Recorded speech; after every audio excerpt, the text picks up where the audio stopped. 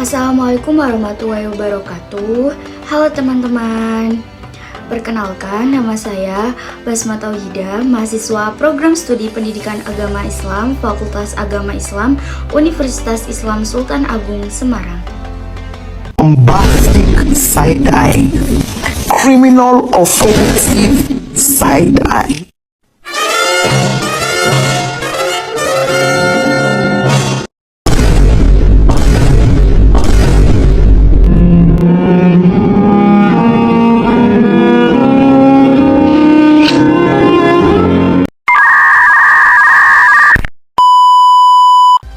Oke baik, di video ini saya akan membahas sebuah tema yang sangat menarik dan penuh makna, yaitu sejarah pendidikan Islam pada masa Khulafaur Rasyidin. Ini bukan capek, sustain rate. Lima mana dollar tengah. Angkat koper, kita bagi capek. Aku bilang mesti rakyat. Mau cari jalan tengah buat kamu yang gak bisa. Ajak kamu ke angkasa. Kau temu kita berdosa. Aku wish you best. Kamu yang terbaik. A few moments later. Setelah Rasulullah SAW wafat, para sahabat tidak berhenti belajar, tetapi mereka terus meneruskan belajar Al-Quran dan hadis kepada generasi berikutnya. Tempat belajar utama pada saat itu adalah masjid. Jadi, masjid itu tidak hanya untuk beribadah pada saat itu, tetapi masjid sebagai tempat pembelajaran, tempat orang membaca, tempat orang berdiskusi. Jadi, dari sinilah muncul pembelajaran yang sangat efektif dan sederhana. Oh my God! Wow!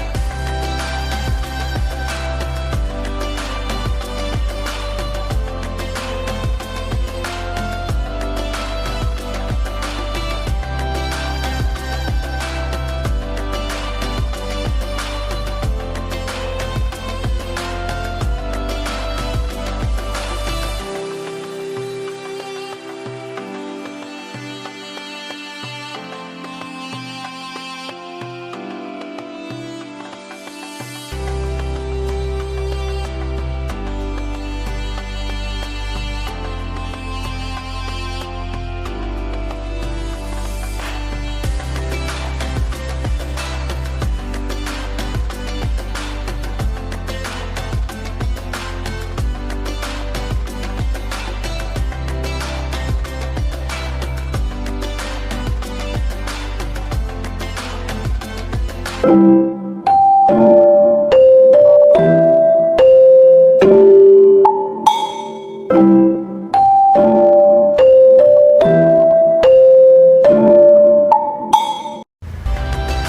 next. Khalifah yang pertama yaitu Sayyidina Abu Bakar As-Siddiq.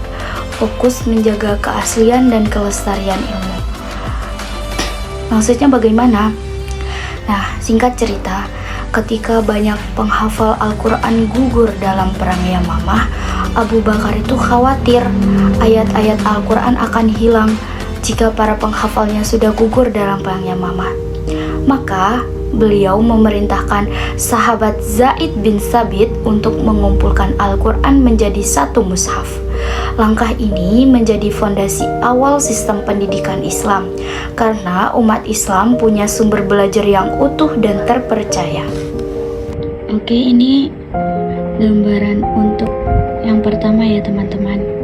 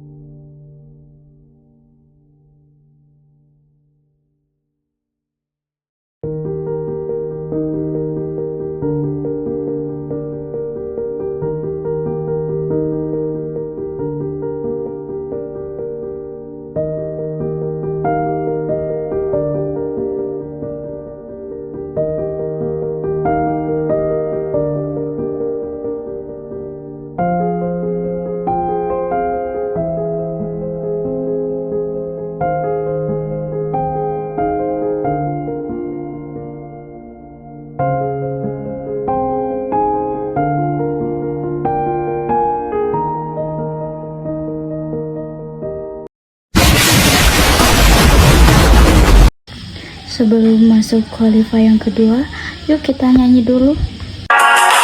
Umar bin Khattab, sahabat Nabi, gagah perkasa dan ditakuti, pembela Nabi di mana saja, dengan pedangnya hak lari semua.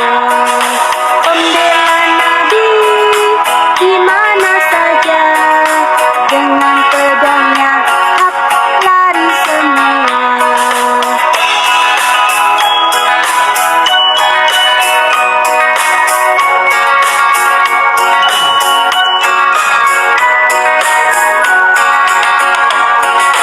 Umar bin Khattab, sahabat Nabi, gagah perkasa dan ditakuti, pembela Nabi di mana saja, dengan pedangnya hak lari semua. Pembela Nabi di mana saja, dengan pedangnya hak lari semua.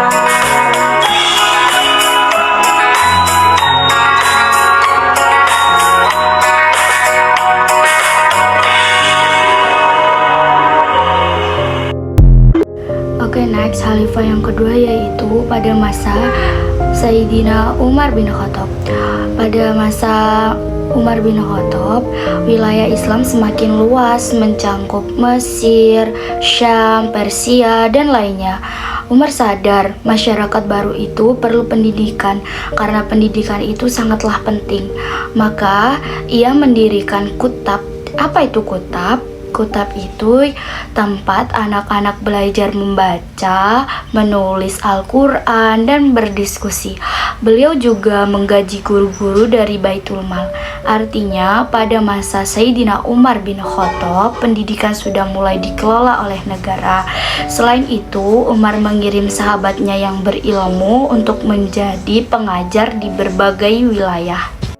Oke, yang ketiga yaitu pada masa Sayyidina Utsman bin Affan. Di sini itu sudah mulai berkembang dan teratur. Utsman melihat banyak perbedaan bacaan Al-Quran di wilayah Islam, sehingga ia menyatukan dalam Mushaf Utsmani. Mushaf ini disalin dan dikirim di berbagai daerah menjadi standar pendidikan Islam di seluruh kekhalifahan. Di masa ini juga mulai berkembang ilmu tafsir, hadis, dan bahasa Arab. Oke, next. Khalifah yang terakhir yaitu Sayyidina Ali bin Abi Thalib. Beliau dikenal sebagai pemimpin yang sangat cerdas dan bijaksana. Beliau sering berkata, ilmu lebih baik daripada harta, karena ilmu yang menjagamu. Sayyidina Ali bin Abi Thalib mendirikan halaqah ilmu di Masjid Kufah, tempat orang-orang belajar Al-Quran, hadis, dan hukum Islam.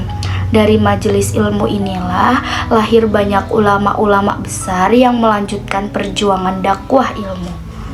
Ali bin Abi Thalib, sang pintu ilmu. Ali bin Abi Thalib adalah putra dari Abu Thalib, paman Rasulullah. Jadi, Ali merupakan sepupu dari Rasulullah. Ali lahir dan tumbuh di keluarga yang mulia dan penuh kasih sayang. Ketika kakek Rasulullah wafat, Abu Thaliblah yang bersedia merawat dan membesarkan Rasulullah. Hubungan antara Rasulullah dengan keluarga paman dan bibinya memang sangat baik. Ketika Ali berusia 10 tahun, dia berkunjung ke rumah Rasulullah tepat ketika beliau sedang melaksanakan sholat. Saat itu, berita tentang kenabian Rasulullah belum tersebar. Dan orang yang memeluk Islam serta mempercayai Rasulullah baru Siti Khadijah, istri Rasulullah saja. Ali merasa penasaran pada apa yang dilakukan sepupunya itu. Muhammad, apakah yang engkau lakukan? Rasulullah kemudian memberitahu tentang Islam kepada Ali, bahwa Islam adalah agama yang dirahmati oleh Allah Subhanahu wa Ta'ala. dan Islam merupakan agama penyempurna. Sedangkan beliau adalah nabi yang diutus oleh Allah Subhanahu wa Ta'ala. Rasulullah mengajak Ali untuk memeluk Islam. Namun Ali berkata, Sesungguhnya agama ini sama sekali belum pernah aku dengar. Karena itu aku harus berunding dengan ayahku. Rasulullah meminta Ali untuk merahasiakan hal ini. Beliau khawatir ajarannya akan tersebar sebelum Allah memerintahkan untuk disebarkan. Ali, jika engkau belum mau masuk Islam, sembunyikanlah dahulu kabar ini. Mendengar ucapan Rasul ini, Ali pun kembali berpikir dan akhirnya dia merasa yakin bahwa apa yang dikatakan oleh sepupunya adalah benar. Ali bin Abi Thalib termasuk ke dalam orang yang sangat dipercaya oleh Rasulullah. Ia banyak membantu Rasulullah dan selalu berada di dekatnya. Ali memiliki banyak sekali kelebihan. Akhlaknya mulia, pemaaf, penuh kasih sayang, tegas, dan sangat cerdas. Ketika Ali masih muda, dia berada di bawah bimbingan Rasulullah secara langsung. Ali dikenal sebagai seorang muslim yang memiliki pengetahuan luas. Hal ini karena dia belajar langsung dari Rasulullah.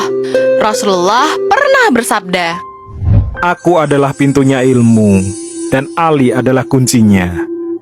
andai ada 10 orang bertanya dengan pertanyaan yang sama, pasti Ali akan menjawab dengan 10 jawaban yang berbeda. Karena itulah dia sering disebut sebagai kunci ilmu. Setelah Rasulullah wafat, banyak kelompok yang berusaha untuk menjatuhkan Islam. Salah satunya adalah kelompok Yahudi. Kelompok ini menetap dan tinggal di Mekah. Dan setiap ada kesempatan, mereka selalu bertanya hal-hal sulit hanya untuk menguji para ulama. Mari kita datang kepada Umar. Dia pasti tidak akan mampu menjawab pertanyaan kita. Maka, salah satu perwakilan pendeta Yahudi pergi menemui Umar bin Khattab. Beliau adalah khalifah atau pemimpin umat Islam kedua setelah Rasulullah wafat. Wahai Umar, engkau adalah pemimpin setelah Muhammad. Aku ingin bertanya sesuatu. Jika engkau bisa menjawabnya, barulah aku percaya jika Islam adalah agama yang benar dan Muhammad memang utusan Allah. Silahkan bertanya tentang apa saja. Jelaskan kepada kami tentang kunci yang mampu membuka langit. Jelaskan tentang sebuah kuburan yang berjalan bersama penghuninya. Sebutkan makhluk yang dapat memberi peringatan kepada bangsanya, tetapi ia bukan golongan manusia atau jin. Pendeta itu berhenti sejenak dan mengamati Khalifah Umar dengan teliti.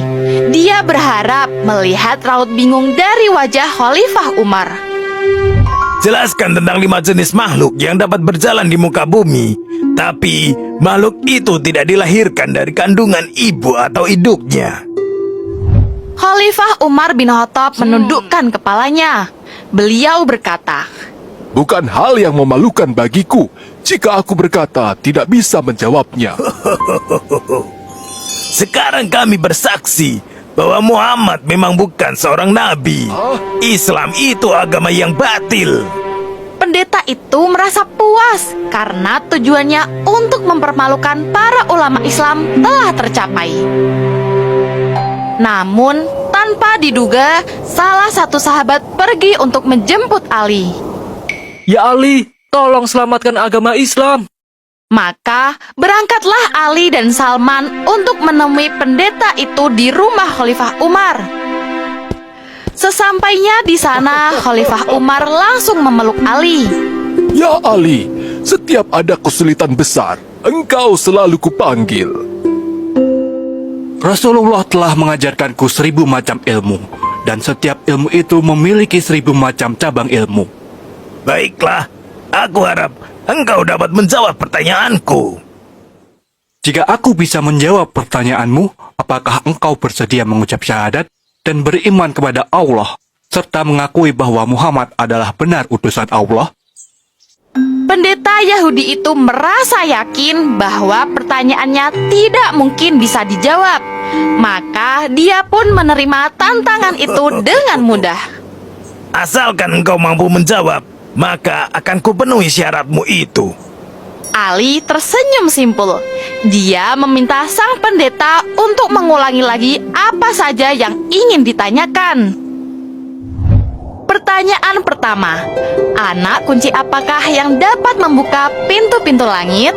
Ali menjawab bahwa anak kunci itu adalah kesaksian atau syahadat yang menyatakan bahwa tiada Tuhan selain Allah dan Muhammad adalah Rasulullah. Pendeta Yahudi itu terdiam. Jawaban yang diberikan oleh Ali memang masuk akal. Dia tidak menyangka jika pertanyaan itu bisa dijawab dengan begitu mudah. Pertanyaan kedua tentang sebuah kuburan yang berjalan bersama penghuninya. Jawaban Ali adalah ikan paus yang menelan Nabi Yunus putra mata. Nabi Yunus merupakan nabi yang ditelan oleh ikan paus dan dibawa oleh paus tersebut mengelilingi samudera. Sebelum Allah menyelamatkan Nabi Yunus, ikan paus itu sama saja dengan kuburan bagi sang nabi, dan kuburan itu membawanya berkeliling samudera. Pertanyaan ketiga tentang makhluk yang dapat memberi peringatan kepada bangsanya, tetapi ia bukan golongan manusia atau jin. Makhluk itu adalah semut Nabi Sulaiman.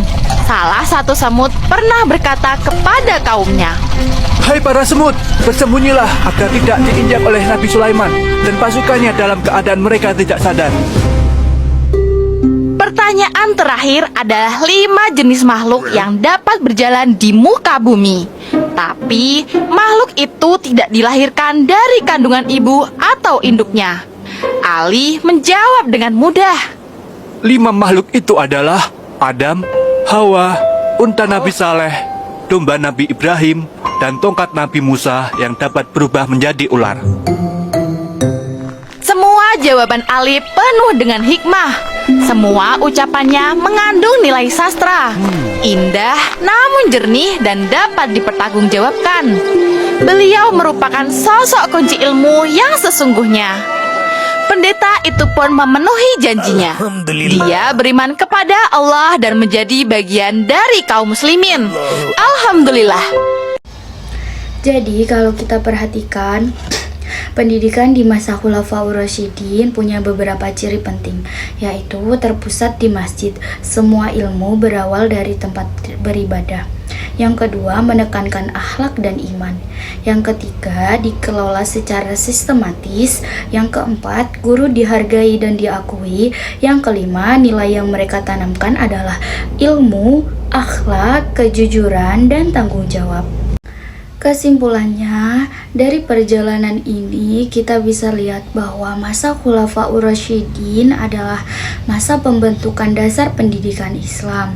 Dari masjid-masjid sederhana, lahirlah sistem pendidikan yang sangat membentuk generasi terbaik umat Islam. Mereka mengajarkan kita bahwa pendidikan itu bukan sekedar proses belajar, tapi bagian dari ibadah dan perjuangan menegakkan kebenaran. Semoga kita semua bisa meneladani semangat mereka, menuntut ilmu dengan niat ikhlas, adab yang baik, dan semangat untuk memberi manfaat bagi sesama.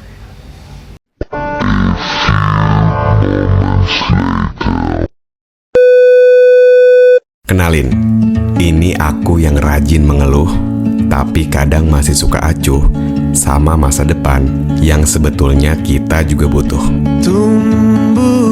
Tumbuh, terus bertumbuh. Padahal dulu mimpinya bergemuruh, tapi kok rasanya kita makin jauh. Mungkin kayaknya kali ini harusnya nggak usah dia udahin, karena ini berkaitan dengan apa yang akan kita rasain. Mending dicobain. Setidaknya kita bisa ngerasain apa yang udah dulu kita tentuin. Kalau gagal, kita maklumin. Kalau berhasil, baru kita syukurin.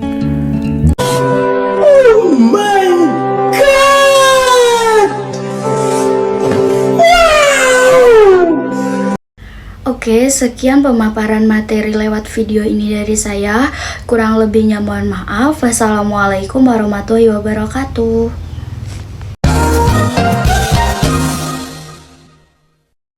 What's been on my mind? I wanna be